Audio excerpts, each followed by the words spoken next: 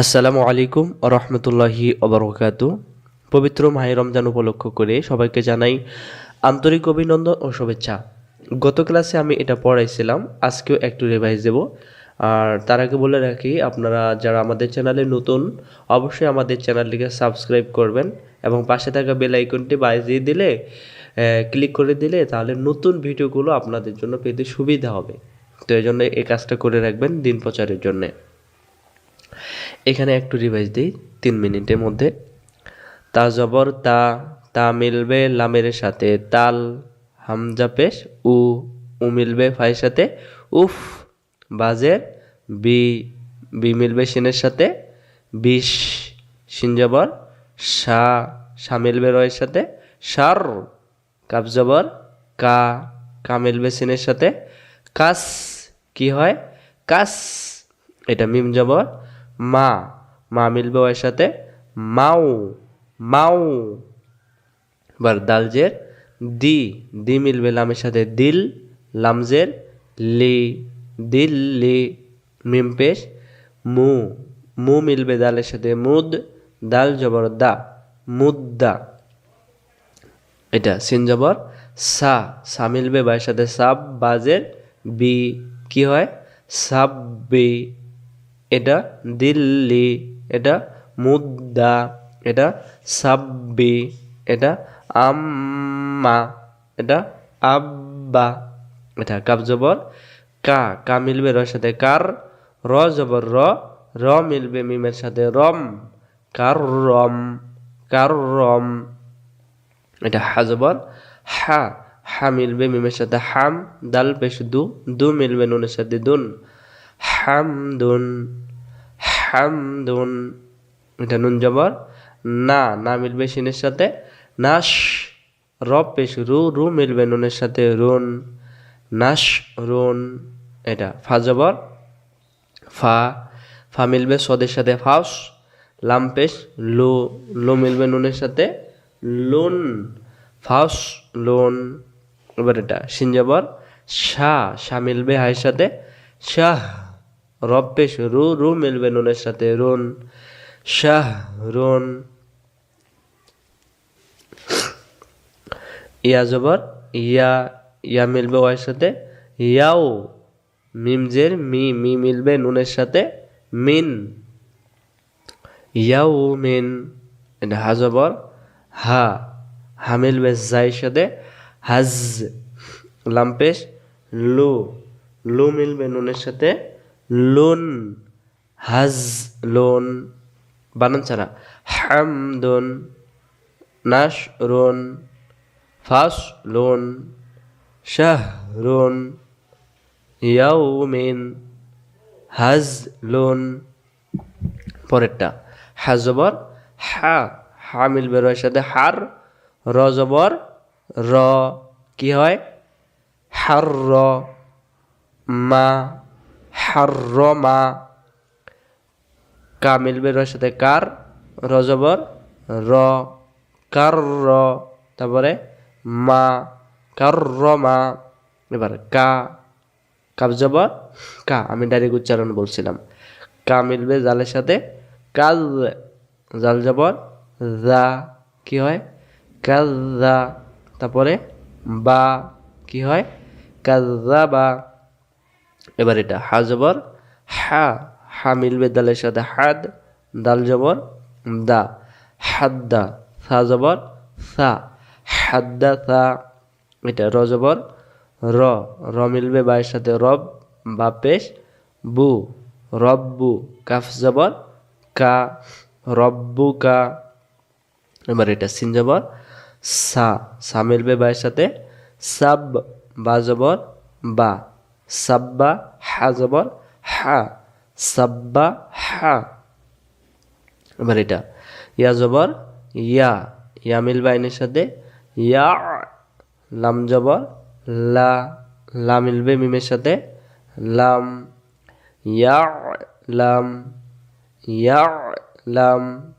এবার ওয়াও জবর ওয়া, ওয়া মিলবে নুনের সাথে ওয়ান, হা জবর হা, হা মিলবে রয়ের সাথে হার, ওয়ান হার। এটা কা মিলবে ওর সাথে কাউ, সা জবর সা, সা মিলবে রয়ের সাথে সার, কি হইল কাউ সার। এটা ফা জবর ফা, ফা মিলবে সিনের সাথে ফাস, লাম পেশ লু, লু মিলবে কাফের সাথে লুক, ফাস লুক। ওয়াও জবর ওয়া, ওয়া মিলবে সদের সাথে ওয়াস, মোটে করবে ওয়াস। বা জের বি, বি মিলবে রয়ের সাথে বীর, ওয়াস বীর। হামজা জবর আ মিলবে লামের সাথে আল। কফ জবর ক, ক মিলবে তার সাথে কত, আল কত।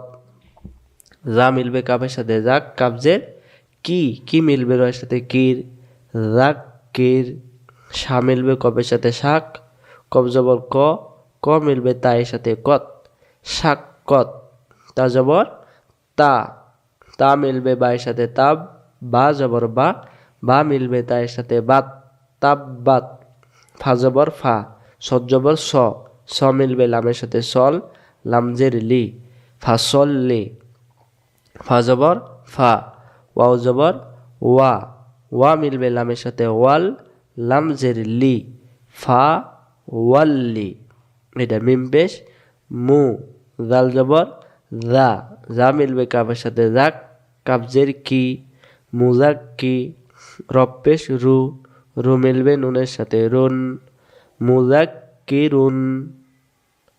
এগুলো বারবার পড়বেন। এখন আমি আপনাদেরকে তাজবিদ শিক্ষা শেখাবো। চলুন আমরা তাজবিদ শিক্ষা শুরু করি, গ্রামার শিখব। তাহলে এখন আমরা শিখব তাজবিদ শিক্ষা।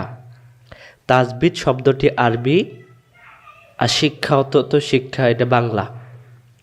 এখন আসেন, তাজবিদ শব্দটি আরবি, বাংলাতে বলা হয় ব্যাকরণ, ইংলিশে বলা হয় গ্রামার।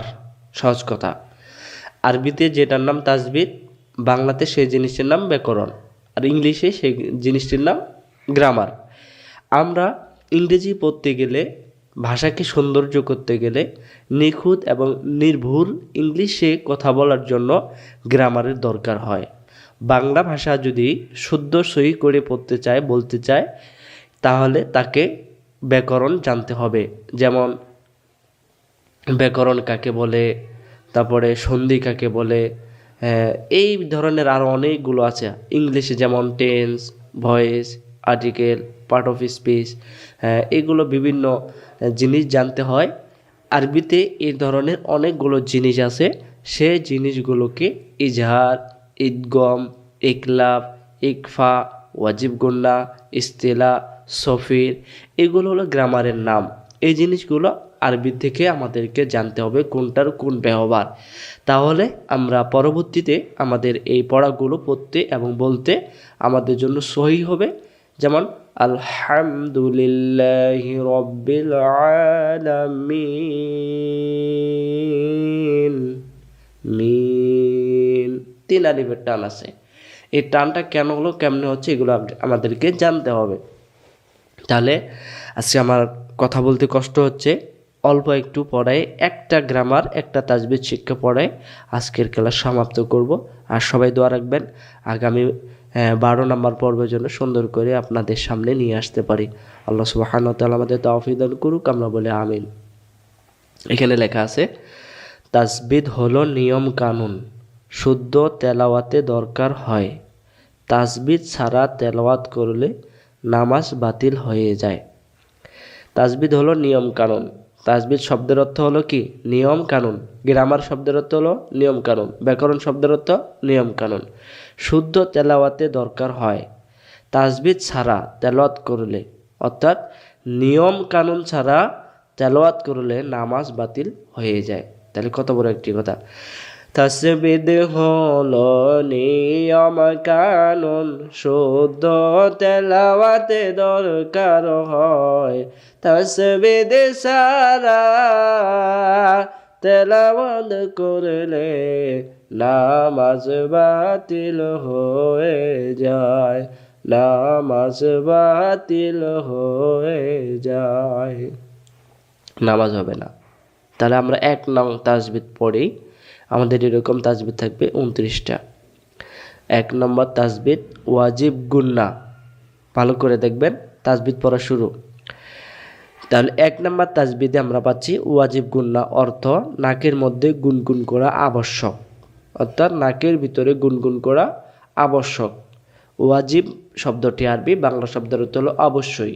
আমি যদি আপনাকে বলি আমার বাড়িতে আসবেন, কথাটা এক ধরনের, এবং এই কথাটাকে গুরুত্ব দেওয়ার জন্য আমি যদি তাকে বলি ভাই অবশ্যই অবশ্যই আমার বাড়িতে আসবেন, তাহলে কথাটার গুরুত্ব কি বাড়ছে।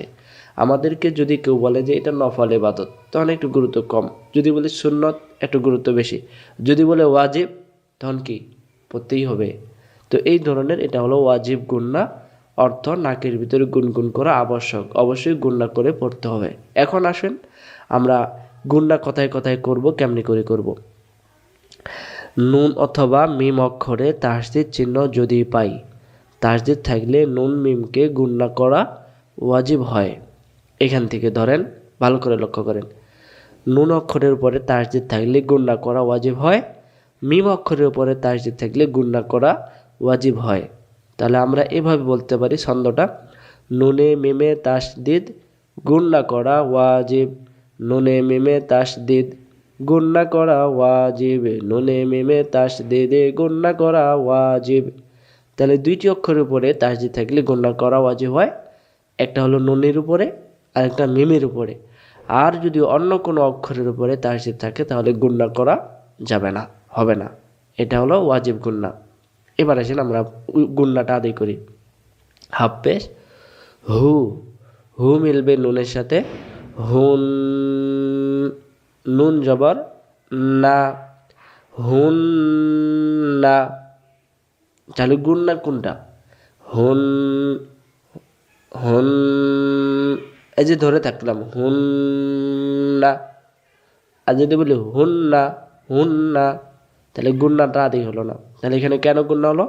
নুনের উপর তাসদিদ গুন্না করা ওয়াজিব, নুন জবর না, হুন না। এবার আসেন, এখানে নুনের উপর তাসদিদ, তাহলে গুন্না করা ওয়াজিব। হামজাজের ই, ই মিলবে নুনের সাথে, ইন, নুন জবর না, ইন না। আর এটা হুন না, এটা ইন না। সূরা কাউসারে আছে না, ইন্না শানিআকা হুয়াল আবতার, ইন্না, ধরে থাকতে হবে। যদি আমরা এই গুণাটা বাদ দেই তাহলে ওয়াজিব বাদ গেল। ওয়াজিব বাদ যাওয়ার কারণে এখানে গুনাহ হয়ে যাবে, কারণ অক্ষর কমে যাবে। পরের শব্দ জিমজের জি, জি মিলবে নুনের সাথে, জিন। আর যদি আমি বলি জিন, তাহলে গুন্না হইল না। এবার নুন জবর না, কি হলো? জিন না। তাজে তি, কি হলো? জিন্নাতি। এটা কি? হুন্না। এটা ইন্না। এটা বলেন জিন্নাতি, এটা বলেন। তাহলে এটা কেন গুন্না হবে এখানে বলেন তো? হুজুর এই জায়গাতে মিমের উপর তাসদিদ, এই জন্য গুন্না করা ওয়াজিব। সুন্দর। এবার উচ্চারণ, আইন জবর আ, আ মিলবে মিমের সাথে, আম, মিম জবর মা, কি হইল? আম্মা। আবার বলেন আম্মা, সবাই বলেন আম্মা। এটার নাম হুন্না, এটার নাম ইন্না। এটা বলেন জিন্নাতি। অনেকেই শুধু শুনতেছেন, কিন্তু একটু দয়া করে বলবেন আম্মা, এটা উচ্চারণ। তাহলে এখানে কেন গুন্না? নুনের উপর তাসদিদ, গুন্না করা ওয়াজিব। শেষ। তাহলে হামজা জবর আ, আ মিলবে নুনের সাথে, আন, নুন জবর না, কি হইল? আন্না। হামজা পেশ উ, উ মিলবে মিমের সাথে, মিম জের মি, কি হইল? উম্মি। কাফ জবর কা, কি হইল? উম্মিকা। এটার নাম হুন্না, এটার নাম ইন্না, এটার নাম জিন্নাতি, এটার নাম আম্মা, এটার নাম আন্না, এটার নাম উম্মিকা। আশা করি বুঝতে পারছেন। তাহলে এইভাবে করে আমাদেরকে পড়তে হবে। তাহলে এইভাবে বারবার পড়বেন। এখানে আরেকবার বলি, তাহলে পবিত্র আল কোরআনুল কারিমের 2টি অক্ষরের উপরে তাসদিদ থাকলে গুণনা করা ওয়াজিব হয়। একটা কি নুনে আর একটা মিমে। তাহলে আমাদেরকে মনে রাখতে হবে কোরআন মাজিদের নুন আর মিম অক্ষরের উপরে তাসদিদ থাকলে গুণনা করা ওয়াজিব হয়ে যায়। তাহলে কিছুক্ষণ আগে আমরা দেখলাম 1 নং তাসবিদ, এবার আমরা দেখব 2 নং তাসবিদ। 2 নং গ্রামারে হলো ইস্তিলা। ইস্তিলা অর্থ মোটা করে পড়া। এখানে লেখা আছে সংক্ষিপ্ত ভাষায় মোটা করা। তাহলে ইস্তিলা শব্দটির অর্থ হলো মোটা করে পড়া। আবার ইস্তিলা শব্দের অর্থ মোটা করে পড়া। মোটা কি জিনিস? যে সমস্ত অক্ষরগুলো বলার সময় মুখটা গোল হয়ে যাবে এবং উচ্চারণগুলো গোল হয়ে যাবে, মুখটার আকার, সেটাকেই বলা হয় মোটা করে পড়া। যেমন এটা বলি, কফ, গইন, খ, সদ, দদ, ত, জ। এই 4টি অক্ষর বলা শুরু করেন, মুখটা একবারে দেখেন গোলেই আছে। সদ, দদ, ত, জ বলবেন। সদ, দদ, ত, জ।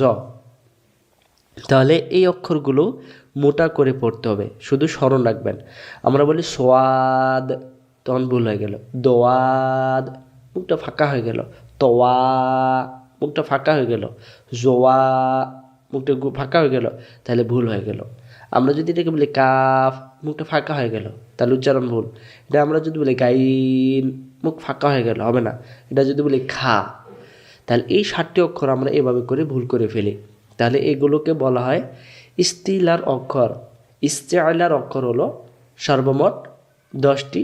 এই জায়গাতে আমরা পড়ব 7টি, আর বাকিগুলো কখনো হবে আর কখনো হবে না।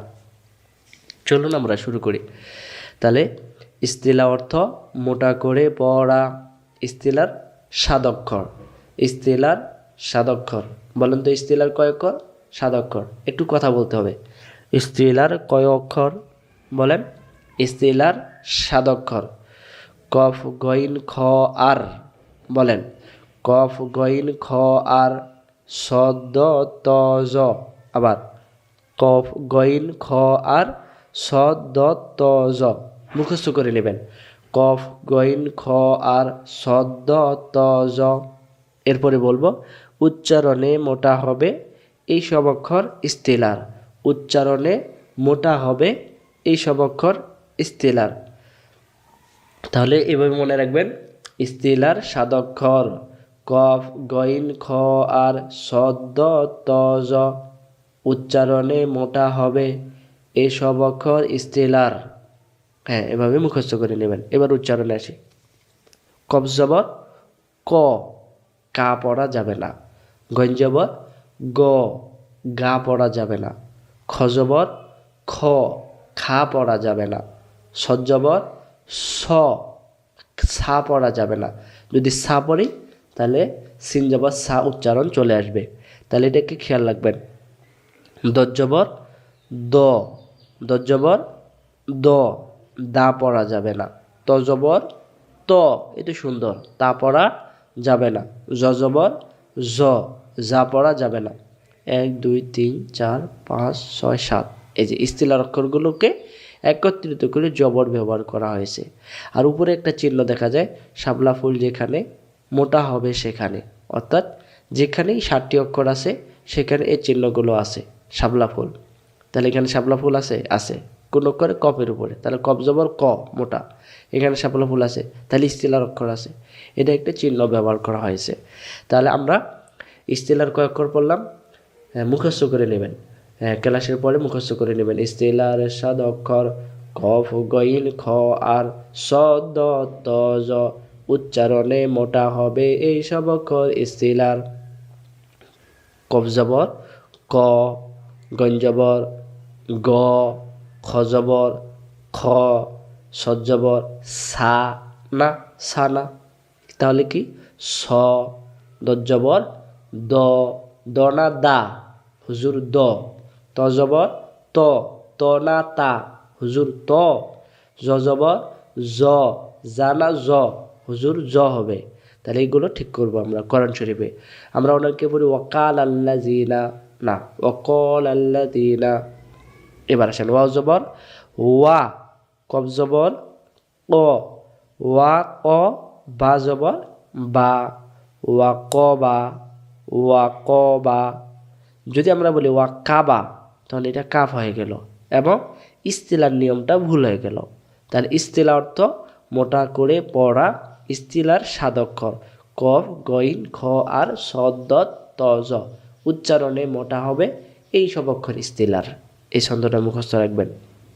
খ জবর খ, খ মিলবে এর সাথে খই, রব পেশ রু, রু মিলবে নুনের সাথে রুন, খয়রুন, খয়রুন না খাইরুন, খাইরুন বলা যাবে না, উচ্চারণ হবে খয়রুন।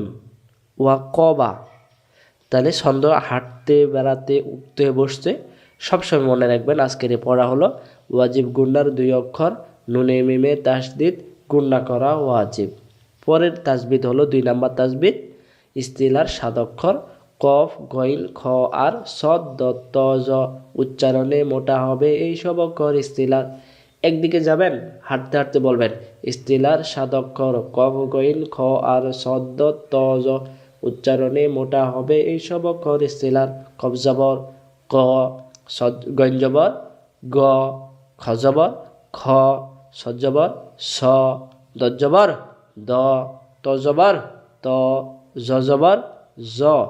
বারবার করে পড়বেন। এক কথায় যেভাবেই হোক আমাকে সই করে কোরআন শরীফ পড়তেই হবে, এই মন মানসিকতা নিয়ে বারবার বলতেই হবে, বারবার পড়তেই হবে, বারবার চেষ্টা করতেই হবে। পারিব না কথাটি বলিও না আর, একবার না পারিলে দেখো শতবার। চলুন আমরা আজকে এ পর্যন্তই। দোয়া রাখবেন, আমি একটু অসুস্থতা বোধ মনে করতেছি, যেন 27টি পর্ব সুন্দর করে করে আপনাদেরকে পড়াতে পারি। আল্লাহ সুবহানাহু ওয়া তাআলা আমাকে তৌফিক দান করুক। আমরা বলি আমিন। আসসালামু আলাইকুম ওয়া রাহমাতুল্লাহি ওয়া বারাকাতুহু।